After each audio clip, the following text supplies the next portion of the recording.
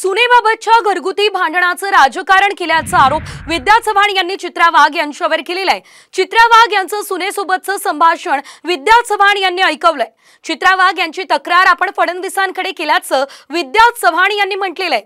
तर मला जास्त बोलायला लावू नका, नाहीतर शरद पवार यांना त्रास होईल, असा पलटवार चित्रा वाघ यांनी केलेला आहे। फुसके बॉम्ब फोडू नका असा सल्लाही त्यांनी दिलाय।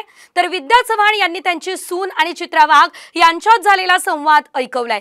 पाहुयात नेमका काय संवाद आहे। काही पॉलिटिकल गोष्टी बोलाव्या लागतील तर या शेवटचं वाक्य ते आहे की मला या माध्यमातून सांगायचंय, आवाहन करायचंय राष्ट्रवादीचे अध्यक्ष शरद पवार आणि त्यांची मुलगी सुप्रिया सुळे यांना की तुम्ही महिलांसाठी नेहमी उभे असता। मी सुद्धा या राज्यातली एक महिला आहे आणि तुमच्या आमदाराने, महिला आमदाराने, तिचं नाव घे, विद्या चव्हाणने माझ्यावरती जो अन्याय केलाय, मला त्याच्यामध्ये न्याय मिळवून देण्यासाठी तुमची सुद्धा गरज आहे।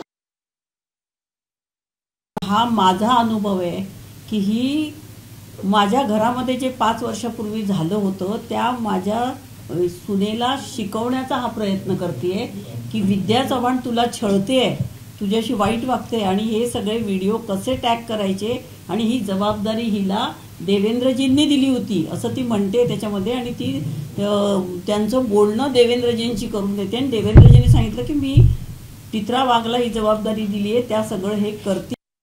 पेन ड्राईव्हची वाट तर आम्ही अनिल देशमुखांची बघत होतो, ज्यांनी मोठ्या आवाजात भीमथाटी गर्जनेमध्ये पेन ड्राईव्ह दाखवला। जसा आपल्या फुसक्या ताईंनी कालचा फुसका पेन ड्राईव्ह दाखवला की आता बघा आम्ही कारनामे काढतो।